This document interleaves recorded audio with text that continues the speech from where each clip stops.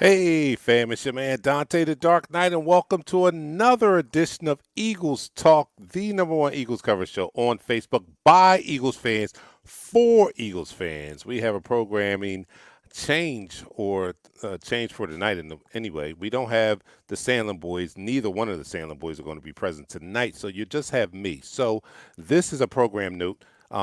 Tonight will be parental discretion advised because I am pissed at what's been going on with the Eagles the past 2 weeks, and explicit language may be used tonight. So you need to know that before you tune in. So if the kids are around, please move them to the side because Dark Knight is going to probably go off tonight. I'm going to go off. That's a given. What will not be heard tonight, since the Sandlin boys have the soundboard, is we will not have a beginning or ending to the quarter, not our drops. We won't have our regular drops because I don't have them available to me, but I will let you know when the end of the quarter comes.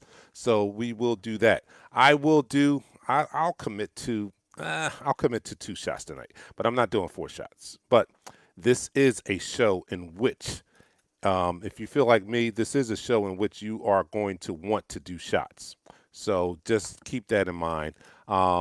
If you are watching from YouTube, please make sure you go down and check the box of subscribing to our YouTube channel.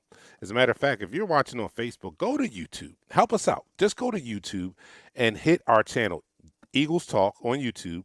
Hit our channel and hit the subscribe button. Subscribe to this and sign up for the notifications. That's whether you're on Facebook or YouTube. Make sure you hit the subscribe button or follow button, whatever it is that make sure that you get an alert when we go live, like we are now.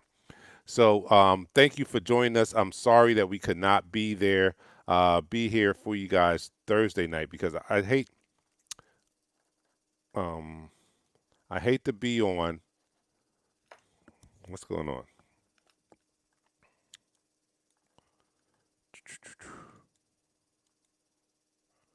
All right, I hate to be on and not.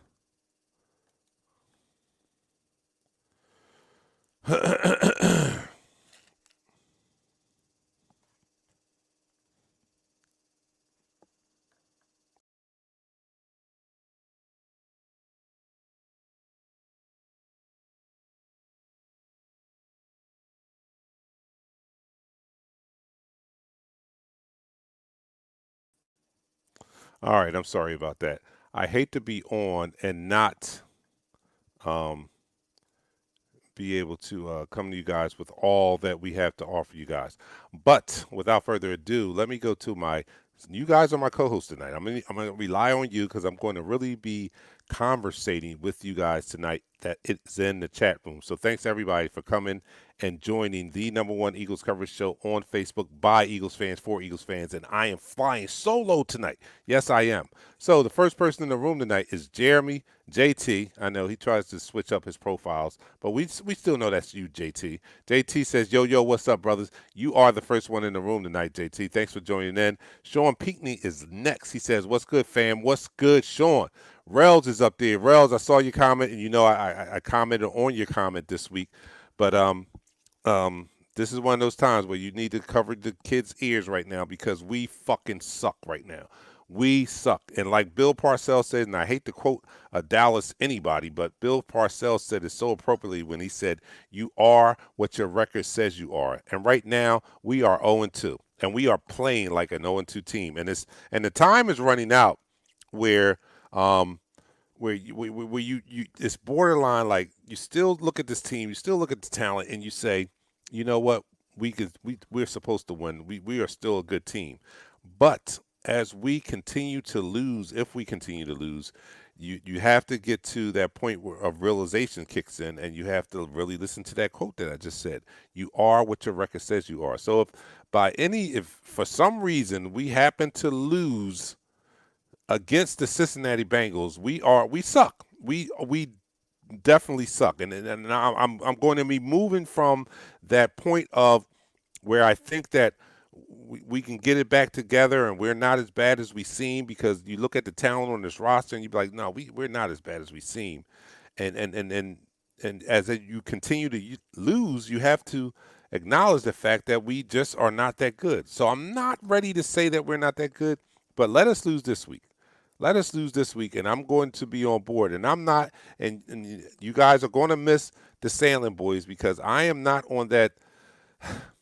At least not today. Then not today. I'm still mad, and it's Friday, and we haven't been on since Sunday, and I am still upset at what went down on Sunday. So I'm not going to be lifting your spirits today. I'm going to be giving you some real medicine, some castor oil, if I might say that, and you can digest it if you want to. But I have to give it to you straight. I'm not going to put any sugar in it and all that. We fucking sucked on Sunday. A lot of opportunities there, and we got. I mean, our defensive coordinator got so out coached. It was horrible, and I know he's not the guy that actually plays on the field, but you have to point some blame at him. The players definitely get a lot of blame for not being able to execute. I don't know what Jim Schwartz's plan was. I don't know if he, I listened to the press conferences, and he said and most of the players said they didn't do anything that they didn't expect. Then if that's the case, then it really falls on your shoulders. If your coach prepares you for all the plays that you've seen, and you guys still got beat as bad as you did, then you guys freaking suck. You sucked that day. So it's a lot of blame to go around. I'm going to point to the blame. So without further ado, I'm going to start this first quarter, and again, I don't have my drop, so I'm just going to have to. This is the start of the first quarter. So hang in there with me. I'm glad you guys tuned in tonight. So the beginning of the first quarter, I'm sorry, starts right now. And if you are new to Eagles Talk, you need to understand one thing. We like to talk about our favorite football team, and we like to do so in such a relaxed manner that we enjoy our favorite adult beverage in the form of shots. And today I'm only doing 2 shots, 2 quarters. That's it. This is a 4-quarter show, but I'm only doing 2 quarters worth of shots. And I am partaking in the Basil Hayden right there. You see it on the screen. And as always, I am chasing it with my Stella Artois. Love Stella Artois. So, guys, if you are like me and are not totally over the debacle we saw this Sunday, then please drink with me. Let's drink our sorrows away. So, everybody, raise your drink. Let me know what you're drinking in the chat room. You guys are my co host tonight. I'm going to rely heavily on you guys tonight. So, here we are. Down the hatch. 3, 2, 1. No applause because we have no soundboard. All right. So, again, let me remind you guys if you are watching on Facebook or YouTube, just make sure you subscribe to the channel if you are watching on YouTube. And again, let me remind you, if you're even watching on Facebook, take a second out and go over to our YouTube channel and subscribe to that YouTube. Get our subscribership up because there's shows I see on YouTube that are Eagles coverage shows that have way more followers than we do. And I would like to think that we are giving you guys quality content. So please support us in going to YouTube and subscribing to the channel. If you're watching on Facebook, just make sure you follow so that you can get the notifications when we go live. All right, so to go back to you guys in the chat room, Dion Jones says, yo, I can't see or hear you. Okay, all right, that's when we had a little hiccup there. Oh, I'm about to say it first. Hold up, wait a minute. Oh, we got a lot of new comments up here. Okay, let me back up a little bit. Um, let's do it. Eagles suck. Uh, and that's okay if you're an Eagles fan, but if you're not an Eagles fan, then screw you. It's okay. When I'm talking about sucking amongst family, it's okay. But when you are outside of family and you say we suck, then it's not okay. It's just like your real family. Like I can get in an argument with my brother, and he'll be all kind of punks and whatever. But no one outside the house can call my brother a punk. You know what I mean? So same principle applies here. You can say that if you are an Eagles fan, but if you're not an Eagles fan, let me know because we're going to jump on you guys. I'm going to say it first. Rel says trade for Miles Jack as soon as possible. Wow. Okay. What's good? Dion says, what's good, Dark Knight? Let's talk about it. Go Birds. Yeah, go Birds. I'm all that for that Go Birds, but we gotta look at some truths here tonight. And my co-host is out there. He says, speak the truth tonight. I miss you, Pat. I wish you was here. Please don't say Please don't say Wentz today. Don't bench Drew Brees for James Winston. Let Carson figure it out. Our defensive coordinator is terrible, though. Yes, he is. And I think, and the first truth I'm going to speak is that our defensive coordinator is probably, I'm going to say he's through. I'm going to say it's time for him to go. And I know it's only the second game of the season, but it is time for Jim Schwartz to go. I'm sorry. They have given him a lot of tools, especially this year in the defensive tackles. The DNs are not spectacular off the pages or whatever, but we have enough talent along that defensive front that we should be making more noise than we have. And he is a loud voice in Howie's ear in getting defensive talent here. So I'm going to put some of the blame on him because he put more emphasis on the defensive line, which I don't have a problem with that. But you put emphasis on the defensive line to get defensive pressure, and that's not happening. So we've come from an era of of um, of JJ, Jim Johnson to Jim Schwartz, and it's like night and day. We love Jim Johnson. Jim Johnson brought the heat. He brought the pressure. He was a blitzer and things of that nature. And Jim Schwartz does it. He's reluctant to do that. And then when he does do it, it's not effective. And it's probably not effective because your most effective blitzers are your linebackers when you're in a 4-3, and he doesn't place a lot of value in a linebacker. So guess what? Our blitzing is not as effective because you don't place value in the linebackers. Yeah, it would be nice your philosophy or your philosophy of rushing the quarterback is nice. You would like to get the pressure by the front four, but this front four is not getting it. So that can't be your only scheme of getting pressure. You've got to be able to scheme some type of blitz or some type of pressure coming from somewhere else, but it's not effective because I think your most effective blitzers outside in the 4-3 would be a linebacker or a safety or something, and our linebackers are not very good right now. They're light in the ass. They're getting beat up on the line and the such, and hence we don't have we don't get a lot of pressure on the quarterbacks, which is showing a lot now. We're giving too much time to the quarterbacks. Jared Goff picked us apart. He looked like Montana back there this week, and as has a lot of quarterbacks during his tenure here. Let's not forget, as recently as our Super Bowl win, gave up 500 yards, albeit it was to one of the best quarterbacks in the history of the game. It still was 500 yards passing in a Super Bowl. We didn't win the Super Bowl because of our defense. We won the Super Bowl despite of our defense. Despite of our defense. And it's not gotten better in the years preceding. He only has the Super Bowl win to hang on his hook there. You know what I'm saying? And that's not bad to have, but when you look at it, if somebody's glancing by Jim Schwartz's trophy room, they're going to be like, "Oh, wow, he won the Super Bowl as a defensive coordinator." But if they take off their glasses and look closely, they're going to realize that Jim Schwartz was just a beneficiary of being attached to a team that was destined and whose offensive power actually won them the game. Don't get me wrong. I know Brandon Graham made that spectacular play at the end, but between the kickoff and to that point, they were damn near non-existent. The Patriots. I don't even think they punted the whole Super Bowl. So I'm really upset. I'm going to place number one blame on this loss on the defense. 37 points. They allowed 37 points. They allowed Jared Goff to look like Montana again, as I said, and that's embarrassing. Last week they allowed Haskins. Haskins didn't do a whole lot. The offense kind of contributed a little bit more, but Haskins did enough to lead that team to 27 unanswered points there. So Jim Schwartz has got to step up. I don't give a damn. I really don't give a damn about his demeanor and all this tough guy stuff. Dude, show it. Show it on the field. Show it in the game. Show that you're not, because this defense is not good today. We used to be able to hang our hat on the fact that we were a good run stopping defense, but that's not even happening. You see linebackers bouncing off of people. You see, it was a disgrace, man.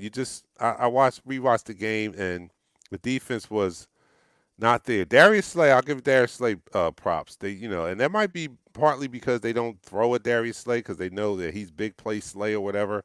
But he played a good game. But everybody else, uh, it sucked. It sucked. It freaking sucked, man. And Jim Schwartz needs to be gone yesterday. Yesterday. I'm gonna say it. He needs to be going yesterday. And if it continues down this path, I kind of one of the bright points I picked out of the football Washington football team game was the fact that we were leading the league in total defenses in terms of total yards allowed. But last week we gave a lot of the yards back by allowing 449 total yards in that game, and it didn't look like we were slowing them down in the least bit. All right, so let me go to some comments, and then I'll get to my second most blame. Richard Booth says, "Preach, Dante. I am trying to. Don't get me wrong. Don't let me put the robe on and start going into the black preacher's role. Why y'all hate? Hold up. Let me go back to Rels. Rels says, why y'all hating on Jim? Hold up. I haven't screen. All right. I can't find that. It was too far back. But I'll go to this. Sean Pinkney. Did I click on that? All right, Sean Pinkney. Let me do it. Sean Pinkney, Jim didn't want Derek, nor did he want to let go Nigel. But again, he held responsible for cheap players and Sidney Jones, which he didn't want. Okay, I haven't screamed at the TV about the defense yet this year, but we still haven't gotten off the field much. Linebackers are too weak to blitz. I think they need to give D. Taylor a shot. All right, so that's the end of the first quarter. Wow, I went on a rant there. All right, so my neighbor here, Rashawn Dunn, a Giants fan. So if you guys, I just want to put that out there because I'm so mad I'm not protecting my neighbors, even though they support the show and they're not Eagles fans. I do appreciate that, but I am so mad right now. I'm not going to protect you guys. I'm going to freaking expose you guys right now. So Rashard Dunn is on there. Are the Eagles going to win at home this time? He also says, "Can we get a score prediction?" And if you know that I don't give score predictions, and I gave one the first week and it backfired, so I'm never giving a score prediction again. Deion Jones says, "I'm pissed too, but it's too early to panic. We've been hurt 3 years in a row, and we've been to the playoffs all 3 years and a Super Bowl. At some point, we cannot hang. Um, what's I'm looking for? We cannot make excuses on being hurt because that same excuse is the reason, one of the main reasons why we won the Super Bowl. Not why, but we won despite of that. We won the Super Bowl despite of injury. So I can't, that's starting to get old. We can't hang our hat on, oh, we're hurt, we're hurt. Guess what? We were hurt probably even more during our Super Bowl run than we are now, and we won the Super Bowl. So I'm not giving them a pass on that either because, and this leads to one of my blames of the game because our general manager at the time, Roseman, did provide us enough talent in backup roles that we can continue to roll, and that was a key component to us winning the Super Bowl. We had a lot of injuries, but we had a lot of good talent that were backing up those injured players, and we were able to next man up mentality go through the playoffs and win the Super Bowl. So I cannot we cannot continue to hang our hat on, well, we've been hurt. No. If you construct the rosters right, you can overcome that as we've seen in 2017. So that's not an excuse. All right. And he threw in the triple covers. Lenny Radford, I am assuming that he's talking about my second most blamed person for Sunday's loss. He's talking about Carson Wentz. And Carson Wentz has to be my second most person to blame for this loss after Jim Schwartz and defense. Carson Wentz played an absolutely he didn't play up to par. Let me just put it that way. He is not playing at the same level. Forget 2017 because that was my prediction. My prediction was he this year, after seeing how he finished off last year, I predicted this year that he was going to return to the 2017 form that he had where he was the presumable MVP up until his injury. I was predicting that he was going to return to that form. Well, after two games, I'm not so sure of that. He was a big part. misfiring on a lot of throws. And as you saw in the first week of the NFL season, he was held the ball too long, bad decision making, and he had some bad decision making against the Rams, and that's what Lenny is talking about. He threw in a triple coverage. Uh, that was just stupid, stupid. So I have to put a lot of blame on his shoulders also. And then there was times, and we can't even blame it on the offensive line this week because there was times the offensive line actually played good. If you look at their grades on PFF, it was not bad. He was not pressured as much as he was the first week, and he had a even more horrible game in the second week than he had the first week. So we can't say the line because of the injuries on the line that's the cause of it. Those backups, Nate Herberg at right tackle, and Matt Pryor had to come in at some point to replace that he had to replace the left tackle, but he came in and he did an excellent job. He did a good job.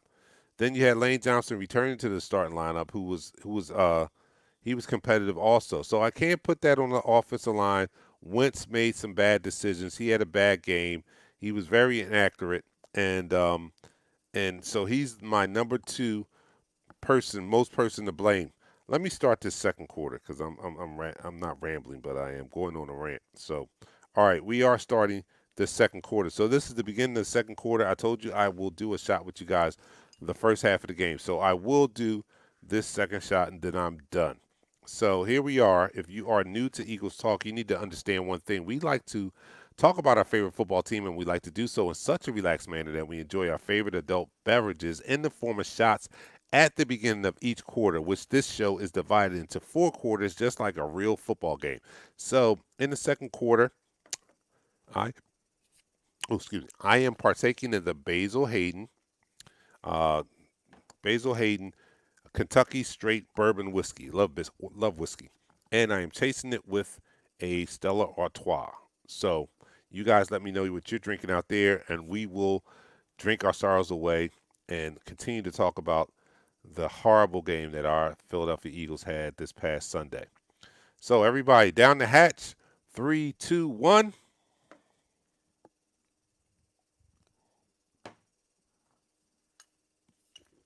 No applause. No applause this week because I don't have the soundboard. The Sandlin boys have my soundboard. So let me go to some comments out there and see if you guys agree or disagree with what I said. Dante going solo. Yeah, Dwight, I have to go solo. I thought Carlson, B Dizzle was out there. He said, I thought Carlson was a mobile quarterback. Hey, Carlson, you can run the ball. Do, do it. Do it. Yes. Ashley says Wentz needs to learn to get rid of the ball faster, throw it away when needed, and not try to force a big play when it isn't there. We have been talking. We've been talking about that for 5 years now, and that's where I'm tired of, and that's why he receives so much of the blame because I am tired of having to say the same old thing after 5 years. You've been in the league 5 years. You're not a rookie. You're not a sophomore. You're 5 years. You're a graduate student when it comes to playing quarterback in the NFL. 4 years is a freshman, sophomore, junior, senior. You're in your fifth year. You're in your graduate year of playing quarterback in the NFL, and we're still saying the same thing that we were telling you in the first 2 years. Throw the ball away. All right. Let me go to Deion Jones because he's talking to me directly. He says, no, Dante, you missed my point, bro. My point was we've been up against the wall at some point every season. We figured it out. So it's too early to panic after week two. Um, and you know what? I'm going to give you that. I'm going to agree with that to a certain point, but I am not going to apologize for my disappointment and my discouragement over the play of this team after the first 2 weeks. Um, the quarterback should be playing better, I believe, even though, and I'm gonna say this, even though I believe, and I said this at the beginning of the season, that this first month or maybe even first 6 weeks of the season was going to be like a preseason because we didn't play any preseason games. We didn't play anything at game speed. So I was saying that the play of the entire NFL was going to be reminiscent of a preseason, at least for the first 4 to 6 weeks, because they didn't have any type of preseason games where they got at least a quarter or two of game speed. They didn't get any of that this offseason, so I can expect a little bit of a slow start. But my argument here is at all of the teams in the NFL had the same conditions under which to play, and some teams came out looking much sharper than other teams. The Kansas City Chiefs on opening night on Thursday night looked like they were in midseason form. You know what I'm saying? Baltimore Ravens come out, they look like they're in midseason form. So, you know, I can't place a lot of blame on that.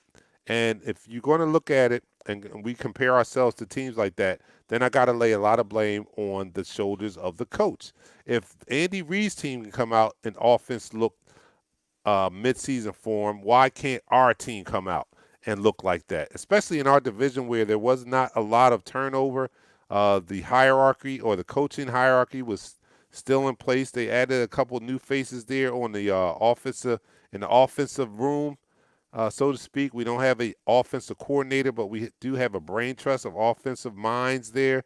So that was the biggest coaching change. Everything else was basically the same. The coaching staff basically went unchanged. Now I can understand that if Dallas wanted to say that, if the Giants wanted, if everyone else in the NFC East wanted to use that as an excuse, I would give them a pass because Washington hired a new coaching staff and they had to implement a new philosophy in in the midst of the pandemic that's going on, where there was no OTAs or anything like that. So I would give them a pass. I would give that to Dallas. Dallas had to incorporate a new coaching staff as well as the Giants had to incorporate a new coaching staff and philosophy as well. And save for the Giants, and I can't even say anything against the Washington football team because they beat us. So, these guys had the same challenges with a coaching staff that they had and a new philosophy that they had to implement during a pandemic affected season here, and they were able to do it. What is the problem with our coaching staff who has been here, and I don't think we should be struggling like we should. And that first, let me just name number two.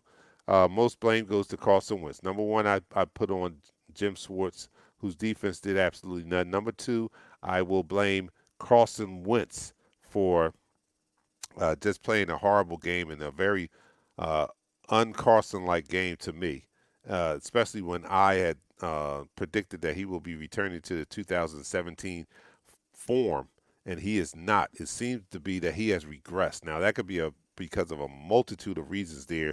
My number one reason being that he doesn't have a quarterbacks coach or offensive coordinator such as Frank Reich and John DeFilippo, who was harder coaches on him and was sticklers about working on his technique and fundamentals. And I think that's what helped him to be in that 2017 form that he was in, and he doesn't have that. He has Press Taylor from reports I'm getting that he is they're more buddy buddy and stuff like that. And Carlson might not be that guy that you can be buddy buddy with. He might thrive more from a more authoritative coaching philosophy there with Jim DeFilippo and Frank Wright, and we haven't seen him return to that form since they have left the building.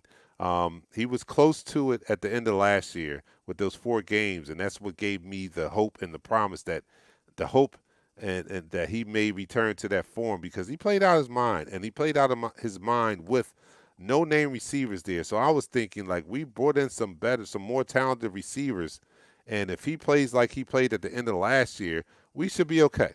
But we're not okay. All right, let me go to some comments out here. Carlson will be fine. All these morons that has been trashed and Wentz are ridiculous. His 99 TDs to 35 interceptions speaks for itself. I hear that. I hear that, Allen. But thus far, he has 4 interceptions, and he's never thrown more than 7 interceptions in a season, and he's already more than halfway there. Can he go the rest of the season by throwing 3 picks? I don't know. We'll see. But this is not starting out to be a good year for him. Ashley Roberts says, I think he will bounce back too.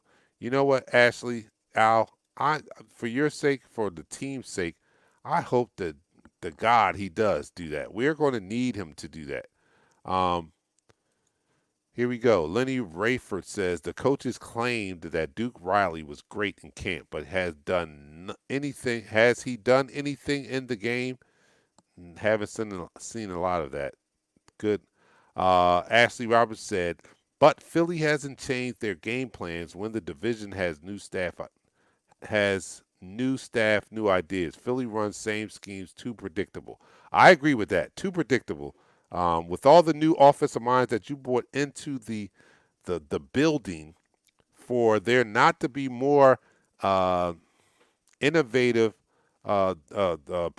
play options, I don't know if that really has paid dividends. I did call for, and I was very upset, and as you can see, I'm still upset. But I did call for during my post game uh, telecast that maybe Dougie P needs to be pulled from play calling duties. Maybe it's time to let someone else to call the plays because, like you said, they are becoming more predictable, and I would like to think that there are more innovative plays or more exciting plays. They may be able to do it with the plays that they have. We just might have the wrong person calling those plays. All right, that's the end of the second quarter. So I'm going to end that second quarter. Let me read a couple more comments before I start the third quarter. Um, Deion Jones, we did not look like we were in midseason form because of how the players performed. Coaches always have to take responsibility, but we suck on the field. Yes, we do. And why do we suck on the field? Players have to take some responsibility, but maybe it's because, and we've heard a lot of reports coming out of training camp that they rest people, they don't go too hard in practice in the preseason, and because they're treating our players like fine china, which the old school coaches never did that. They just played and ran you into the dirt. That's what got you tough. That's what got you prepared for the upcoming season. But in this new NFL, since you cannot have so much hitting and all that, and people are afraid of injuries, these preseason or these training camps are not as intense as they used to be once upon a time. Um, this is true. Sean Pinckney says the coaches say everyone is doing great in camp. Okay, Ron McNally says I'm going to think positive, but that's as realistic as it gets. San Fran, Pitt on the road, then Baltimore, tough stretch. Let's get into that. Yeah, because we have a tough stretch, we it's imperative that we get this game this week. And with that being said, there's no guarantee that we get this game this week. So you have to remember that. I talked to a lot, as you have talked to a lot of football fans there, and I'm honest. I say we suck right now. We suck right now. But y'all going to win. Y'all going to beat Cincinnati. I don't know. I have to see the game. I would like to say on paper, yeah, we're going to beat them. Coming into the season, I would say that, but I said that going into the Washington football team's game also. And funny thing happened on the way to the end of the game. We lost, so I'm not that confident in this team. Do I think we have enough talent? I still think we have enough talent, even with the injuries we have. Still think we have enough talent to beat a Cincinnati Bengals. But with the way that we have shown up the past 2 weeks, there's nothing guaranteed about that game. There really isn't. There's nothing guaranteed about the game. If they are going to win that game, which I think they should, they're going to have to come and earn that game. There's no more. There's never been actually, and this is a problem I have. There's never been a situation where we can mail in the score. Not. When you look at our past 3 years, including this year here, not. We can never look at a team or a game and say, oh, we got this. No, no, especially after these first 2 weeks. We cannot look at this and say, we got the Cincinnati Bengals. They suck. We better. No, we have to look at the game, man. And as you could see throughout the previous 2 weeks, it's just the smartest thing to do. We cannot hang our hat on. We're better. We're not better. We're not a better team until we produce better results and better play on the field. So until then, I'm not going to count any game as a given or anything like that. So let me go some more count. Oh, let me start the third quarter. So if you are new to Eagles Talk, you need to understand one thing. We like to talk about our favorite football team, and we like to do so in such a relaxed manner that we enjoy our favorite adult beverage in the form of shots at the beginning of each quarter, which this show is divided into just like a real game. So I am done with shots. I did my two shots in the first and second quarter. We're going to the second half, and you guys let me know what you're drinking. But we're going to continue to discuss the main reasons why we lost this past week, and we're going to, in the second half, we're going to talk a little bit more about the upcoming game against the Cincinnati Bengals. So, everybody, if you're drinking out there, raise your drink to our Philadelphia Eagles and down the hatch. Three, two, one. I don't have any applause, so I'm just going to have to clap for you guys. All right, so there you go. Al Griffin says also the Bengals have to DT out this week. We need to run the ball down their throats. Their DT is going to be out, so I agree with that strategy. We need to run the ball, and we ran the ball a lot more this past Sunday. And one of the bright spots was Miles Sanders, who was 5 yards shy of 100 yards, and he had some receptions also. So he had over 100 and I forget 130 or so all-purpose yards, maybe over 150. I can't remember. Um, so that was a bright spot. We did have Miles Sanders back, and we're going to need him throughout the length of this schedule here to be able to be competitive. Uh, Deion Jones says, any given Sunday, we thought it was a rat last year after we lost to the Giants. Yes. Sean Pinckney says, he keeps saying relax. Those two lose are the kind that come, those two lost, I guess, are the kind that come back and hurt you at the end of the year, especially that Washington game. Yes, it does. So we got to pay attention to that, man. It's nothing given, like I said. Sean also says that J.J. Arthego-Whiteside pick sure looks stupid when you see DK Metcalf becoming a Pro Bowler for the Seahawks. Why would you say that, Sean? You said that was very strategic that you would say that now because my co-hosts are not here, but they would freaking lose their mind if I put this comment on the screen while they were here because Shell was definitely a advocate for getting DK Metcalf, but instead we got JJ Whiteside, and he has produced barely anything this year, and I don't know if he is. I don't know. I know he's only in his second year, but how long of a leash do you give this guy when you picked him in the second round and you picked him as a possible or most likely candidate to be a producer, and he has not produced anything in the first 2 years thus far. I mean, this year is still a lot of football to be played, but he hasn't shown a lot. Al Griffin says Wentz didn't just wake up on opening day and forget how to play in the NFL. Everyone relax. All right, I'm trying to relax, Al. I'm trying to relax, but from what I'm seeing, I don't know if you rewatched the game, but from what I'm seeing, it was not good. And I don't know if Doug can rally the troops around him this year. You are right when you earlier said that we had a lot of injuries and we still made the playoffs the past 2 years. But what point does it become uh, boring or repetitive. I'm sorry, repetitive. What point does his message, Doug Peterson, that is, message becomes repetitive, and they tune it out and they don't respond to it? We can't continue to find ourselves behind the eight ball and expect that Doug Peterson is going to give a fiery speech and get us hyped up.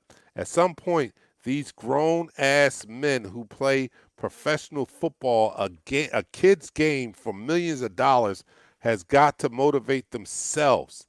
Has got to motivate themselves. So that's what I'm questioning now. Are they going to be able to do that? I talked about in the post game on Sunday how much of effect did Malcolm Jenkins have on this team and his leadership and emotional leadership skills that walked out the door. How much did that have to do with the way this team is playing now? Um, I got a couple calls during the weekend. We're like, well, actually, we don't have to go a couple this week. We can go back to our post game show when Patrick literally popped the gasket because I brought up Malcolm Jenkins, and I thought it was valid, but he was like, he's not here anymore. We don't need to talk about him, and such and such and such and such. And I can see where you're going with that. But the truth of the matter is, he was an emotional leader, and he did have an impact, and we don't have that in the locker room anymore. And as Doug Peterson said earlier this week, it's not an easy thing to just pick up that mantle and plunge forward. There's a lot that goes into that. You can have the message, but you might not have the charisma. You can have the words, but you might not have the influence. So it's like night and day in asking somebody to just step up and fill the shoes of a Malcolm Jenkins as an emotional leader. That's not something that's easy to do. And so, thus far, we haven't seen anybody that has stepped up and done that. Not that we would know who they are unless some press guys would give us some insight. But we haven't seen anybody because we haven't won. We haven't seen anybody that I can say has emerged from the locker room after the first two games as a Malcolm Jenkins replacement as far as emotional leadership or anything like that. So that remains to be seen. Let me see. Who's that? Rel says, shit, as long as our linebackers still those three, we won't stop a fly. Wow. Still those three that we have. Wow. That's a strong statement. Al says, also, the Bengals have a DT out this week. We need to run the ball down their throats. Um, Tremont says, did you see how flat the team was on the sideline? Yes, yes. Um, Hold up, my brother is calling Taryn. Taryn's in the room. Is Taryn in the room? Because if she is, I'm going to ban her. She's a Cowboys fan, and she is my cousin. But if I see her in this room, she's getting kicked out. Okay, all right. Anyway, I don't see her.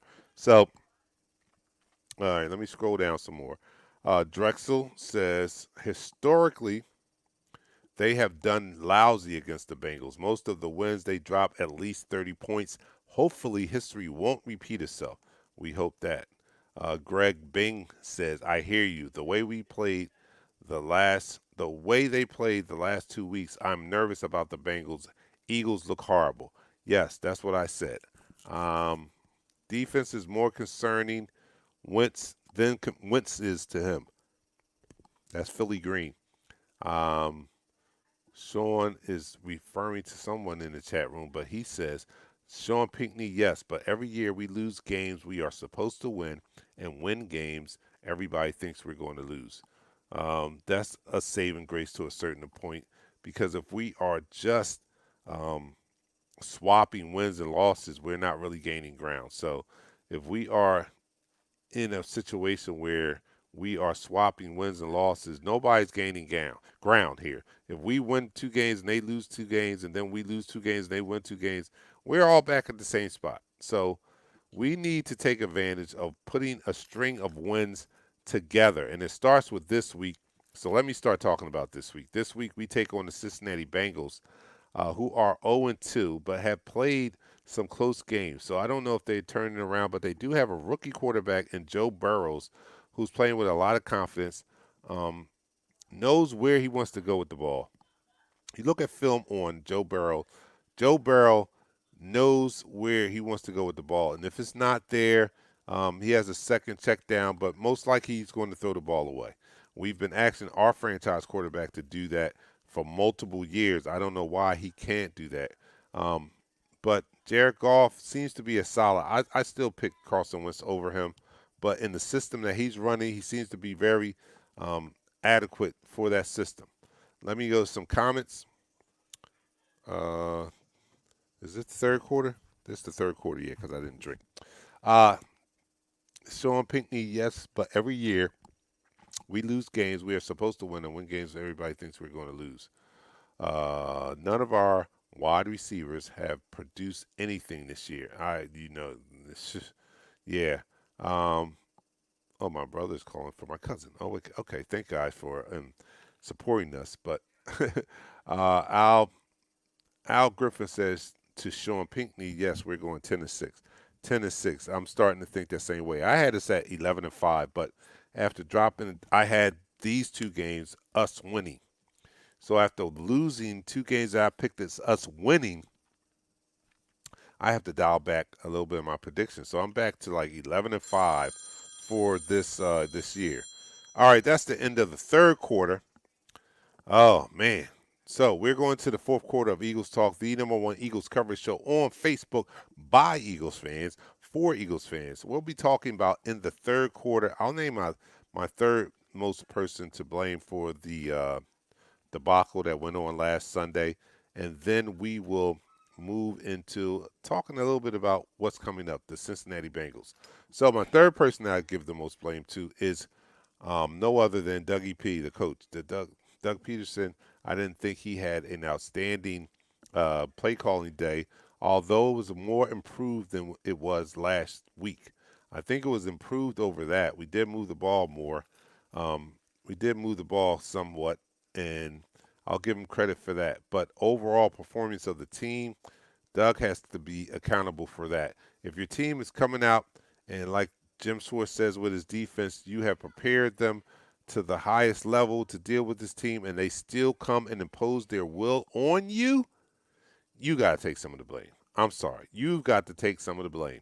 I don't know if it's these guys have quit on him or what, or if it's skill level, I don't know. But like I suggested a little earlier in the show, that maybe he might want to step away from the play calling duties and allow somebody else with a fresher perspective, a fresher point of view, give them a chance. Because bottom line, and this is why I think most of the Hall of Fame coaches are who they are, is bottom line, they just want to win the game.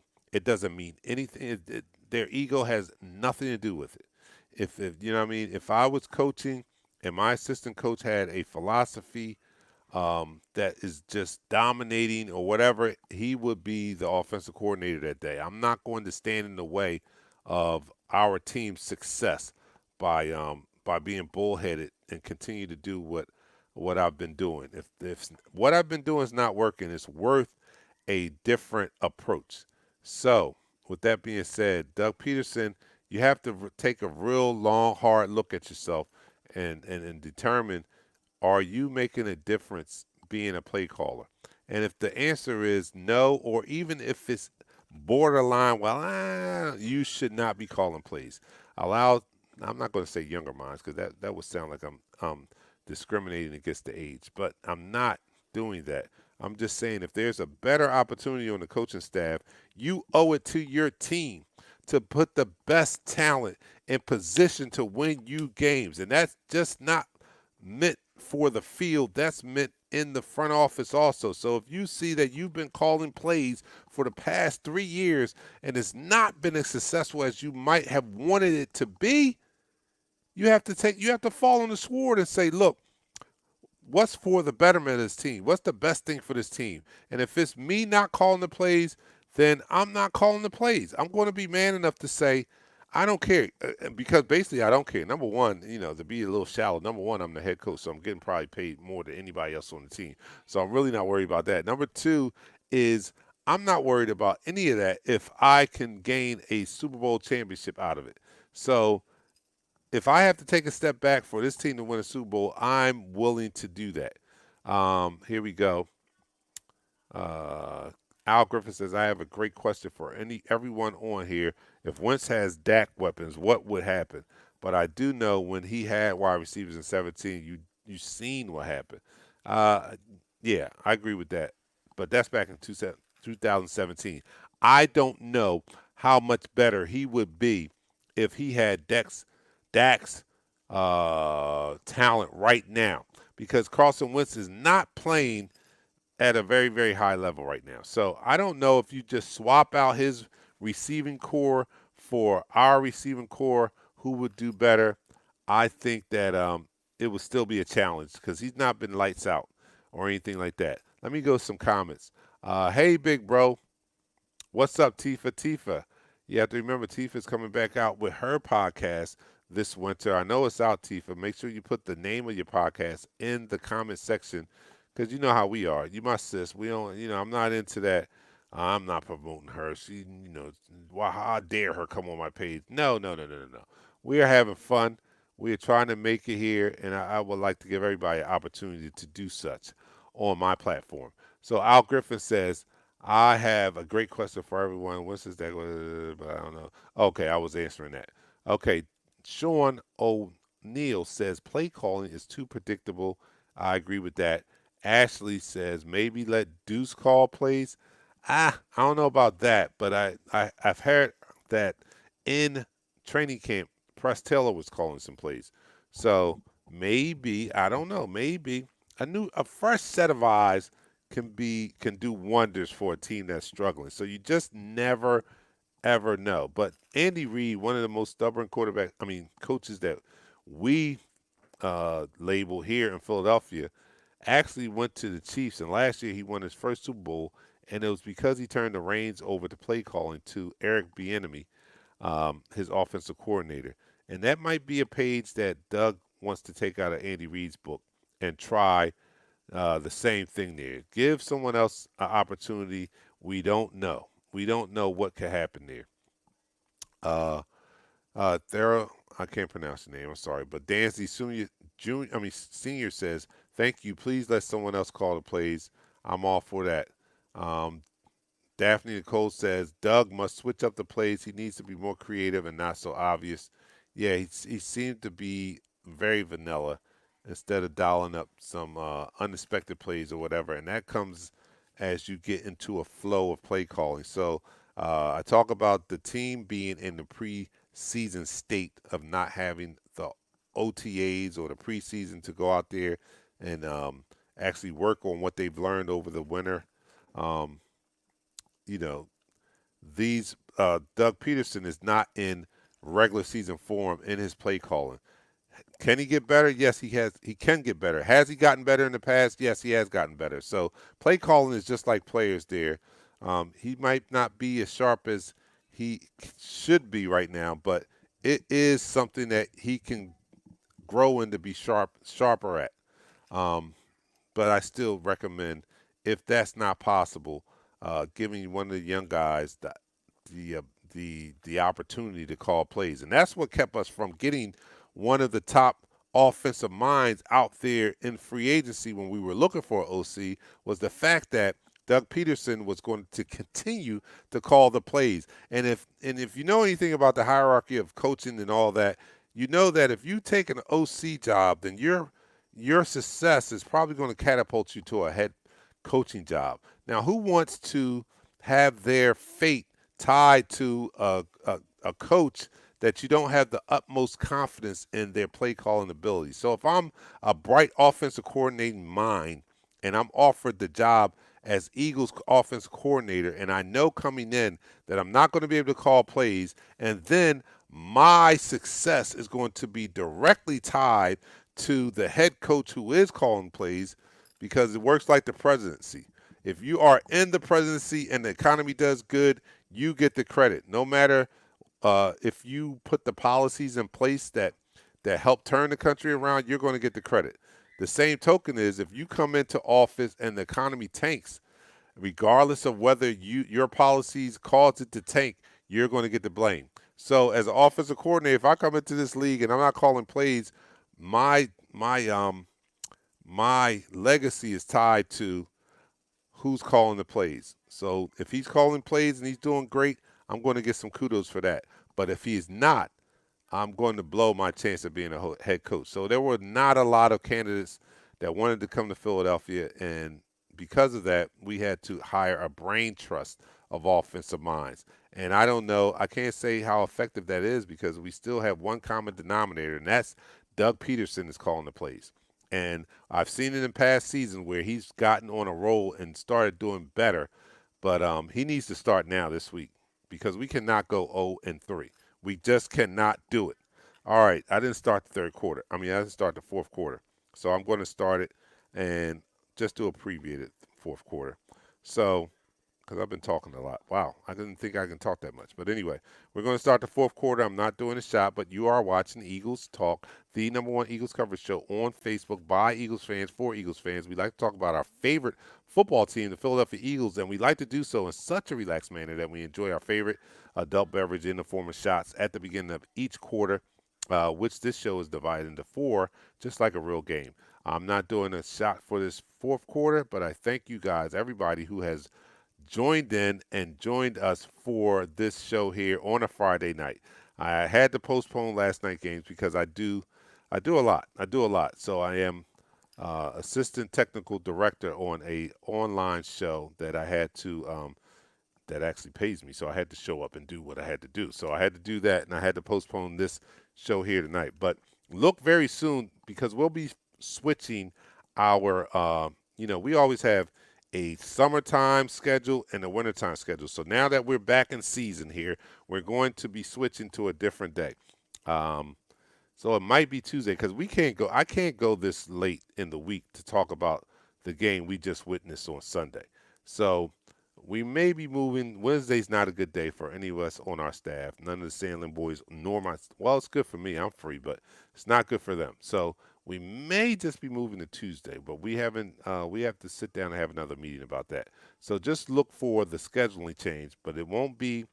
It won't be Friday. That's too. That's too far. That's too late in the week to come back and talk about the game we just witnessed on Sunday. So it may be Tuesday because I need to talk about, there's one thing to talk about it immediately after the game in our post game show, and then there's another thing to take a day or two and look at the tape and then come back and talk about it. And our weekly show during the season is called Eagles Talk Upon Further Review, where we review the tape of the game and we come back and talk about it.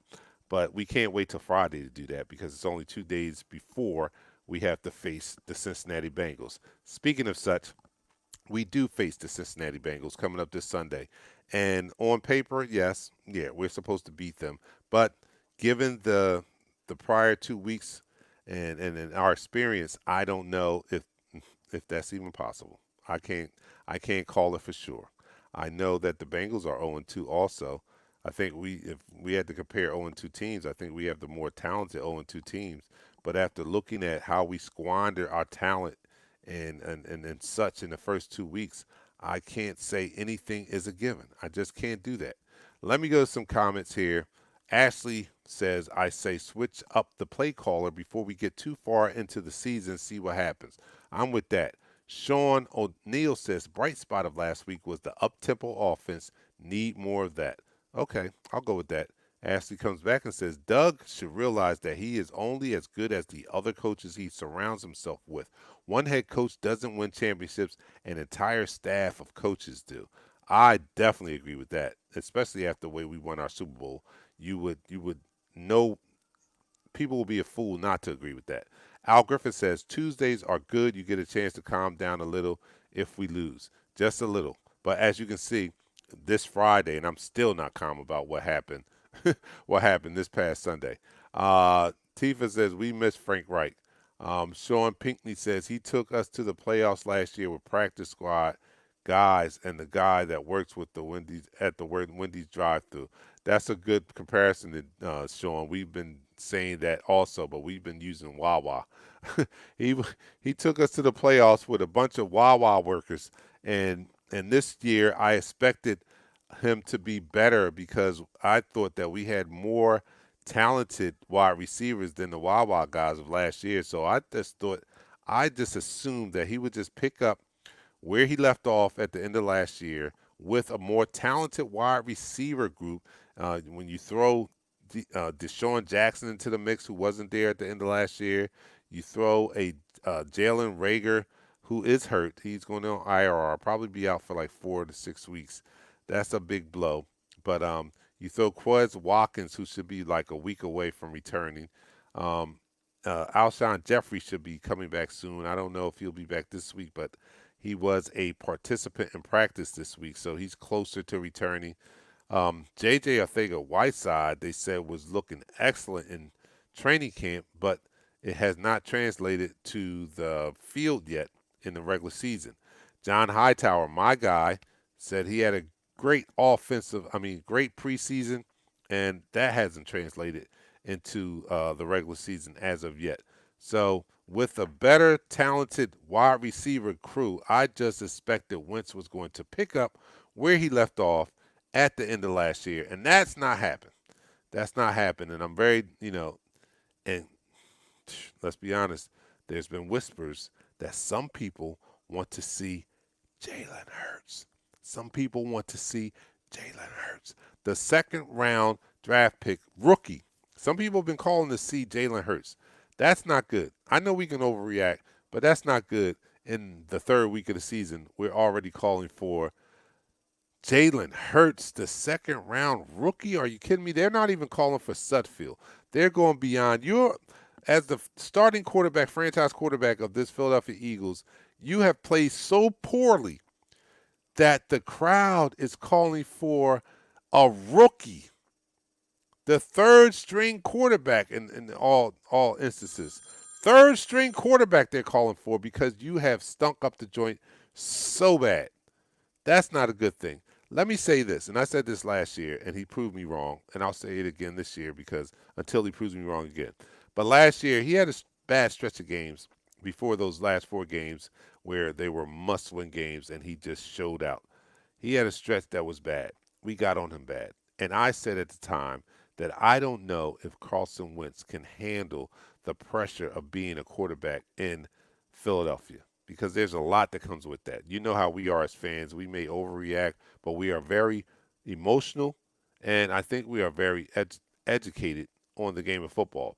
And there was a point last year where he played bad one game, and then he came back and followed it up, and he was hammered on social media, radio, TV. He was hammered, and he followed up being hammered by stinking up the joint again. And it was at that point where I said, I do not know if Carson Wentz is emotionally mature enough or has the fortitude to be able to withstand the criticisms or deal with the Philadelphia fans and or press.